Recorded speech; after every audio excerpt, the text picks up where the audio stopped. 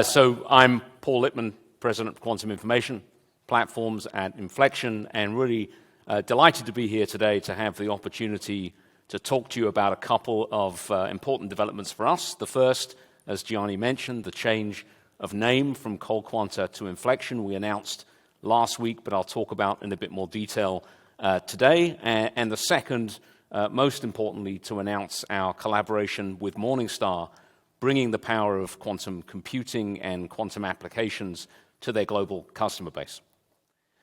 So for the last decade and a half, Quanta has been known as a leader in developing quantum components and research for the community, but our business has evolved quite considerably over the last couple of years. We're now serving a much broader array of markets, governments, primes, national quantum centers, and increasingly commercial customers around the world. And we've also evolved from being essentially a research business to being a quantum products technology company. And our portfolio spans from quantum components to clocks, optical clocks, to sensors, and now quantum computing hardware and software. And while cold atoms is still very much at the heart of what we do, our business isn't limited to just that one modality. And this is especially true of Super.tech, which I'll talk about in a little while. So to reflect these changes and to reflect the fact that the industry as a whole has evolved from its research roots and legacy to commercial product future, we've launched Infleqtion. Quanta will continue as our research brand, Super.tech as our quantum information science and quantum software brand, no doubt with other businesses and brands to follow over time. So we acquired Super.tech earlier this year, and actually this grew out of a conversation that I had with Super.tech's co-founder and CEO, Pranav Gokhale, actually at Q2B last year. We went for a walk outside because we wanted to keep it kind of quiet. So it just goes to show that when you get the community together in this way, great things can happen. And Super.tech was founded with the objective of really spanning the gap between the capabilities of today's noisy, small-scale quantum computers and ultimately the computational power that will be required to really unlock the true value of quantum computing. And we're doing that through software, our flagship product called SuperStack that automatically and optimally compiles applications to the lowest level of the target hardware. My colleague Michael Perling gave a presentation yesterday. Hopefully you got a chance to see that when he talked about SuperStack in detail. But suffice to say, we produce optimized pulse sequences, qubit-aware noise suppression and error mitigation to enable the hardware to solve larger problems, more complex problems than would otherwise be possible. And a great example of this, we actually published a piece of work last week with the Amazon Bracket team in which, through software using SuperStack, we were able to double the qubit lifetime on the Rigetti platform. So obviously, if you're doubling qubit lifetime, you're substantially increasing the usable circuit depth and thus bridging the path to achieving practical value with these systems. In addition to the compilation capabilities, SuperStack allows you to write your application in your language of choice, so Circ or Qiskit, or you could write directly to our open API and then automatically deploy to your hardware backend of choice. And in addition to the range of commercial backends, we also connect to the two quantum computers operated by the US government, the Advanced Quantum Testbed at Berkeley and the QScout device at Sandia National Lab. But the choice of backend is not a trivial one. It's not simply a matter of choosing one metric and then finding the device that scores the best. These devices have different qubit counts, different qubit qualities, different connectivity graphs. So we offer an open source benchmarking suite called Supermark. We believe it's the most application-focused benchmarking product available, and that enables you to choose the right backend for your particular application and use case. And then lastly, on Super.tech, this is a really great group of quantum information scientists, computer scientists, physicists based in our Chicago office. They're really doing work at the leading edge of the field. And then those capabilities are made available in the SuperStack products, so the dynamical decoupling that I talked about that we did with Amazon on Rigetti will now be made available in the platform. And in addition, we're building a series of vertical applications for customers to use through the API. So, for example, in the energy sector, and notably for this conversation today, in the finance sector. So the finance industry has really been widely discussed as one of those areas in which we collectively expect to see early applications of quantum computing really generating value.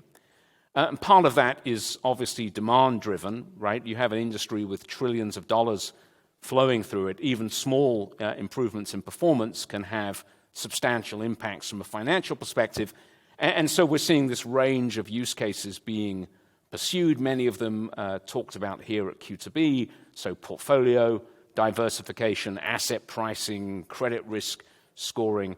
And what we're starting to see, albeit still in the lab at small scale, some of these applications now are matching state-of-the-art classical, and in some cases, indications of actually beating state-of-the-art classical. So certainly, as the applications develop, as the hardware platforms get better over time, we can expect to see real value delivered. Now, BCG, Matt gave a fantastic presentation yesterday. BCG has done a forecast of the value they expect to see in various industries, and for finance, over the next decade or so, their forecast is north of $100 billion of incremental market value created. So these are really significant impacts that we're talking about here as these platforms mature. However, as with all technological revolutions, the benefits are not felt and experienced the same everywhere. There's a handful of firms, and not all of them on the chart. This is a kind of a subset. Some of the better-known firms that are investing early in quantum computing, building capabilities, building capacity, climbing the learning curve, still at relatively small scale. These are teams of, in some cases, 5 people, 10 people, maybe the largest is a couple of dozen, but they're really pushing forward the state of the art of the possible. And as these hardware platforms continue to develop, as the algorithms continue to mature, we will see these applications move from the research teams, from the innovation lab, into mainstream lines of business, and we'll see them move out of the experimental footing into real production applications. When that happens, we're going to start to see a separation of the pack. Those that have invested early, that have built these capacities, that have built these capabilities, will start to enjoy the benefits of this enhanced performance I was talking about before, and the hundreds, maybe thousands of institutions around the world that have not built these capabilities run the risk in certain areas of getting left behind. So this is one of the reasons that I am really thrilled today to announce our collaboration with Morningstar. Together, we'll be bringing the power of quantum applications and quantum computing to the over 17,000 investment professionals around the world who are customers of Morningstar Direct. We're going to be combining Morningstar's rich data, research, and the analytical capabilities of the Morningstar Direct Analytics Lab with the computational frameworks and quantum capabilities of Super.tech. Really, in short, we're giving investors the power of quantum without requiring them to be quantum experts, enabling them to learn quantum, to experiment with quantum, and then ultimately to benefit from quantum in their investing.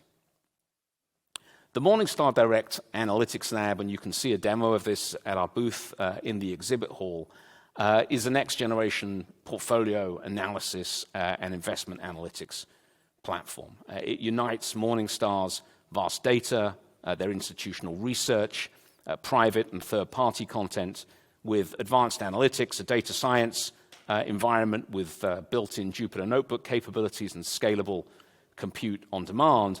And it's used every day by thousands of investors around the world to save time, to enhance their productivity, improve their collaboration, and ultimately with the objective of unlocking new investment opportunities. And so we're really honored to be integrating Super.tech into this powerful platform. And I'll give you one example of how we're doing that. So my guess is that many of you, maybe most of you use index funds, ETFs, exchange-traded funds in your investing, in your personal investing. I'm not an investment advisor. I don't give tax advice. Even if I did, I would suggest not following it. But it turns out that there's actually a more tax-efficient way to do index investing. It's a hot topic in investment right now. It's called direct indexing.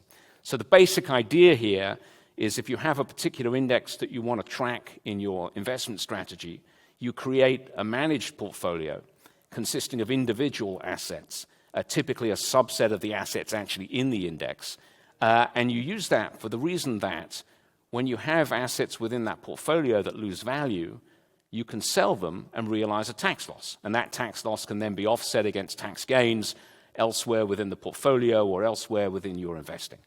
So you're trying to optimize to minimize the tracking error against the index of choice. You're trying to maximize your tax loss. But obviously, when you're buying and selling assets, you're incurring transaction costs, so you're trying to minimize your transaction costs. You didn't think you were going to come to a quantum conference and get a finance lecture, but nevertheless, here we are. It turns out that this optimization problem is NP hard. So the way that this is done in practice today is typically with heuristics or optimizing classically across a subset of the portfolio. We're working with Morningstar to make this available through quantum within the analytics lab. So to set up your portfolio, simply a matter of choosing the index that you want to track, the back testing period you want to test over, the number of stocks in the portfolio, and a simple call to the API, and we set up that portfolio for you. So you're not having to understand quantum algorithms, coding Qiskit or Cirq. Again, a simple call to the API, and you're off to the races. When it comes time to rebalance, again, a simple call to the API. You're passing the portfolio parameters. You're selecting the index tracking error that you're willing to incur, and then you choose the back end to run the algorithm on. Now, in this case, we're using, for this example, a simulator, simulated annealing in this particular case, but it could be any of the back ends that we connect to through Super.tech. And then you simply call the API to run the algorithm. So the chart on the left here is very interesting. It's showing our portfolio performance against the index, and obviously these are tracking close together. That's the objective here, to minimize that delta. The chart on the right, so the x-axis here is showing the tracking error. So obviously smaller is better. We want to be as close to the index as possible. The y-axis here is the tax loss. This is a negative number, so obviously the lower, the better, the greater the tax loss. The red circle is showing the quantum result, the quantum simulated annealing result, and the purple circle here is showing the classical brute force result. The size of the circles on this chart represent the calculation time for the algorithm. And thankfully, the transaction costs are relatively similar in these two cases, so we only have a two-dimensional chart. So a couple of interesting things to point out. Number one, albeit in the lab, at small scale, in simulation, the classical result is beating the quantum result is beating the classical brute force approach. So this is suggestive that as we scale up, as the platforms mature, that we have a pathway to actually do better with quantum than with classical. But perhaps the more important observation here is, for the analyst, for the investment professional, for the researcher, they don't have to understand quantum algorithms. They don't have to be an expert. They don't have to code circuits in Qiskit or Cirq. It's simply a call to the API, and now they're using quantum in their toolkit as part of their everyday analytics journey. And that really is the power of what we're doing here in bringing quantum to bear in this investing environment. So by way of summary, we are bringing the power of quantum computing, quantum applications to Morningstar's global customer base. We're enabling thousands of investors around the world to experiment with quantum, to learn quantum, and ultimately, as these platforms mature, to benefit from quantum in their investing. We're doing this with a simple but powerful API for translating finance problems into quantum circuits within the context of Morningstar's data, research, and analytical framework. We're then taking those circuits, we are optimizing them and deploying them automatically to a range of quantum backends. So we're really obviously excited to get this in the hands of customers. We're going to be demoing this at our booth in the exhibit hall, so if you're interested in learning more, certainly encourage you to come take a look. Before I wrap up, I want to give a shout to my colleague Pranav Gokhale's presentation tomorrow. Pranav will be presenting a really fascinating piece of work that he and the team just concluded. I think it's going up on the archive this evening, maybe tomorrow morning. It's called Super.tech for demonstrable quantum advantage for a very well-known classical distributed database problem. Pranav's talking room 204 at 4:30. He's right before Scott Aronson, so I would suggest come and see Pranav's presentation, and you can be the judge as to who has the more interesting developments to share, Pranav or Scott, but very much encourage you to come take a listen to Pranav's presentation. So with that, I'll say there's a number of us here from Infleqtion. If you'd like to learn more about what we're doing in the quantum computing area and actually also in the quantum sensors area or in the clocks area, please come find one of us in the exhibit hall at our booth. Certainly feel free to reach out to me directly. My contact information is here on the slide.